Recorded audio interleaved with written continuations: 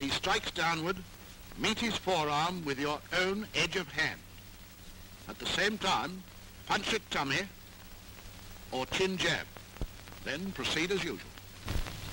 Well, now Reed and Jackson are going to show you how to deal with an enemy who is armed with a kosh or truncheon. Same as for the man who strikes downward with a knife. Meet his forearm with your own edge of hand. At the same time, punch at tummy, followed by other kicks and blows. You may remember that early on I told you never to kick at a standing opponent who was ready and waiting for you. This will show you why. First of all, a straightforward, violent kick. Oh! Now let's see it in slow time. As he kicks, turn outwards and sweep his leg upwards. The stronger you sweep, the harder he falls. The second type of kick is the one where your opponent, as they say in boxing, telegraphs his intention. Now, in slow time, turn inwards and raise the near foot so that the outer edge of your boot meets his shin. So never kick at a standing enemy. It's too terribly easy to defeat. Just one other case. An enemy may approach and at the last moment think better of it. He must not get away. One on the deck is worth two on the run. Next we come to a few simple releases. First of all, held round the body from behind, outside or inside the arm. And here it is, slowed down. If you're wearing a helmet, jerk your head back sharply in the hope of striking him in the face. At the same time, claim one of his arms firmly with both hands and clasp it tight to your body. While you are doing this, place your corresponding leg, left arm, left leg, backwards, outside your opponent's foot. Keep the grasp on and turn your body sharply away from the backward leg. He's bound to go and you then proceed with the execution. Now, the man who attacks your throat with his forearm. Sorry, Jack. And here's the secret. Grasp his forearm firmly with both hands. At the same time, drop on the corresponding knee. Right arm, right knee. As your knee goes down, bend sharply forwards towards it. He must go either over your back or to one side, and you pounce on him and knock him out. Perhaps he grasps your throat with his hands. If so, grasp one finger of each hand, preferably the little finger. Bend it sharply outwards and upwards. Hold on tight, stoop forward, and throw. Just a word of warning. In practicing, you cannot do the throw with the little fingers, or they'll break. You must grip the wrist or the whole hand. Now here it is in quick time.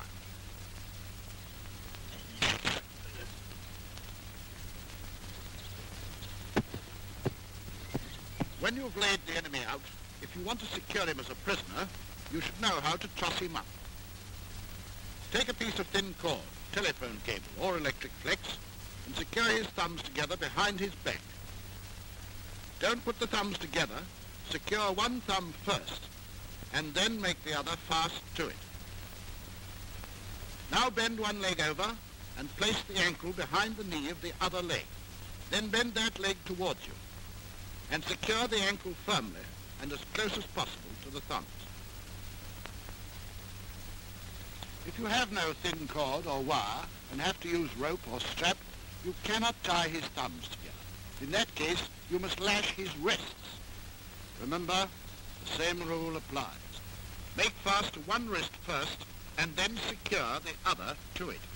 After that, you proceed with the ankles as before. If you still have spare end, take a turn round his neck. Hold taut and secure. If after getting your man down, you wish to hold him down for a while, maybe you have no cord or rope, do it like this. Turn him face downwards. Sit astride the small of his back with your back towards his head. Put one ankle behind his other knee. Bend the leg back towards you and sit back holding onto the upper foot. If he gives any trouble, you just pull on that foot and he'll soon back up. Lastly, we come to a problem which may easily confront any of us. How to march a prisoner, and what to do if you yourself are being marched away as a prisoner.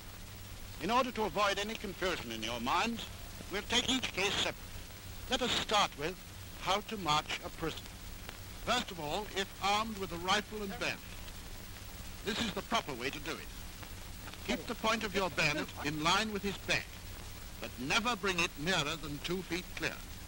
If he won't get on, bring your rifle to the high port and use your boot like this. Now, why don't we prod him in the back with our point? You see?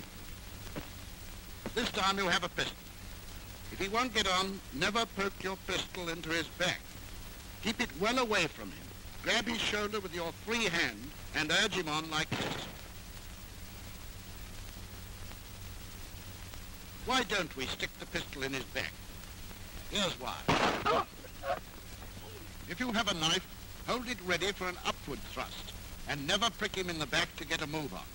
If he is stubborn, hold your knife well back, grasp him by the shoulder as before, and shove him along like this.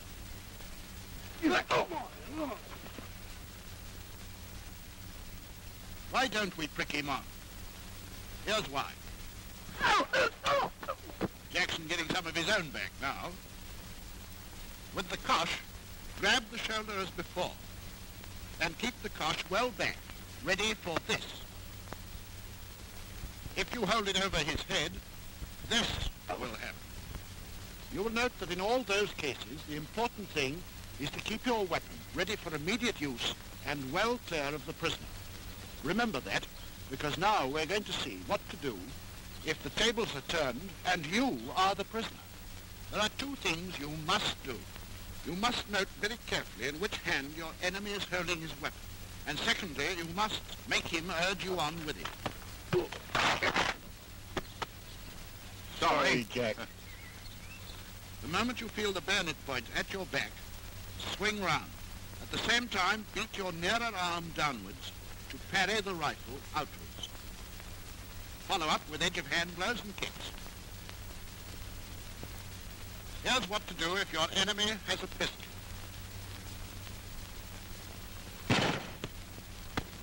The moment you feel the pistol point in your back, same action as before, swing the near arm down and knock the pistol outwards. Follow on, as before detailed. With the knife, the same rules apply. This time, see if you can describe the actions for yourselves. Point. And. We all know this bit. Learn to do the very simple movements you've just seen until you know them thoroughly and can do them at full speed in full equipment. Practice makes perfect.